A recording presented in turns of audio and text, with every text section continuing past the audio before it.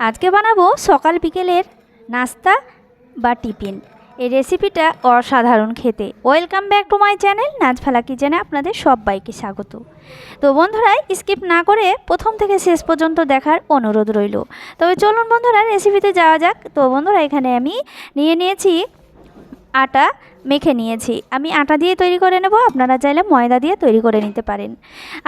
আটাটাকে মেখে নিয়েছি লবণ আর তেল দিয়ে, খুব ভালো করে ময়াম দিয়ে নিয়ে আমি লই করে নিয়েছি। তারপরে আমি দুটো রুটি তৈরি করে নিয়েছি। বেশি পাতলা করে নিইনি, বেশি পাতলাও করা যাবে না।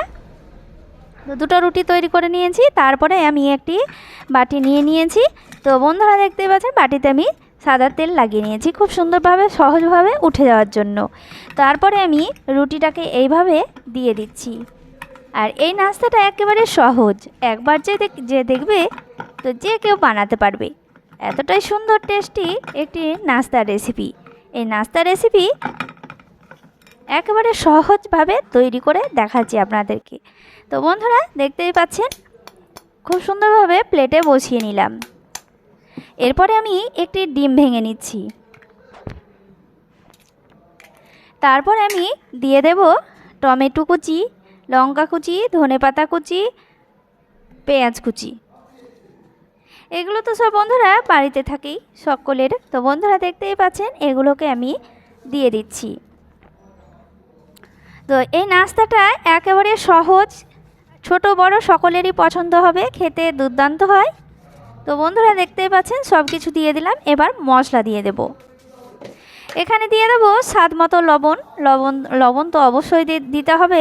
তো বন্ধুরা, দেখতেই পাচ্ছেন এরপরে লঙ্কার গুঁড়ো দিয়ে দিয়েছি পরিমাণ মতো।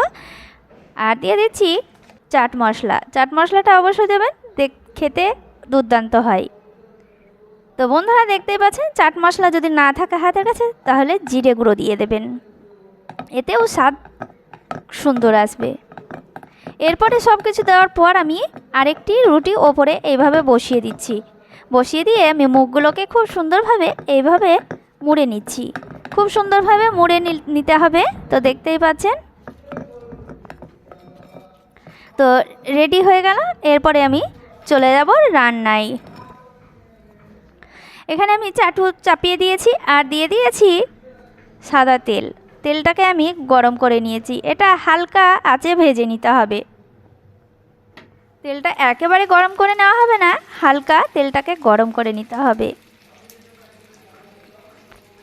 তো এইভাবে দিয়ে আমি এইভাবে নড়িয়ে নিচ্ছি। তো দেখতেই পাচ্ছেন। আর আঁচটা আমি আবারও বলছি, একেবারে হালকা আঁচে ভেজে নিতে হবে। সুন্দরভাবে হালকা আঁচে ভেজে নিলে পরে সুন্দর ভাজা হবে। আর যে আঁচটাকে বেশি দিলে পরে তাড়াতাড়ি পুড়ে যাবে, আবার ভেতরটা কাঁচাও হয়ে থাকবে। তো বন্ধুরা, এইভাবে মুখটাকে ছড়িয়ে করে নিচ্ছি, খুলে নিচ্ছি। খুব সুন্দরভাবে সহজভাবে খুলে যাবে। তেল দেওয়ার কারণে খুব সহজভাবে উঠে যাবে। তো বন্ধুরা, এইভাবেই আমি নাস্তাটাকে তৈরি করে নিচ্ছি। এই নাস্তা বা টিফিনটা অসাধারণ খেতে। এই যে দেখতেই পাচ্ছেন খুব সহজে উঠে গেল। তো এইভাবে আমি খুব ভালো করে চাপ দিয়ে নিচ্ছি। তো দেখতেই পাচ্ছেন সাইডটা। তো দেখুন, এবার আমি উল্টে দিচ্ছি।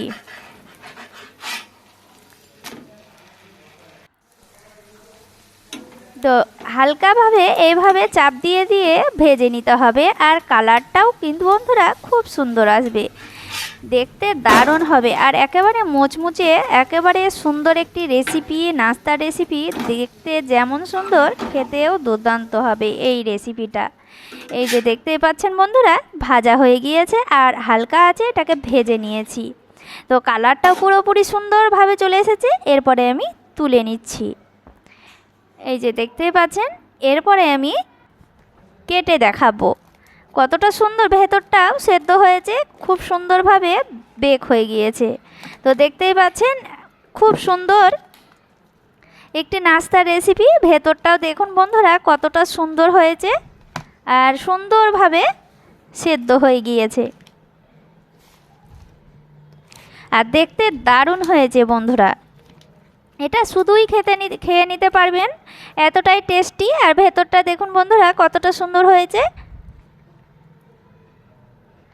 এই যে দেখুন সব কিছু খুব ভালোভাবেই সেদ্ধ হয়ে গিয়েছে।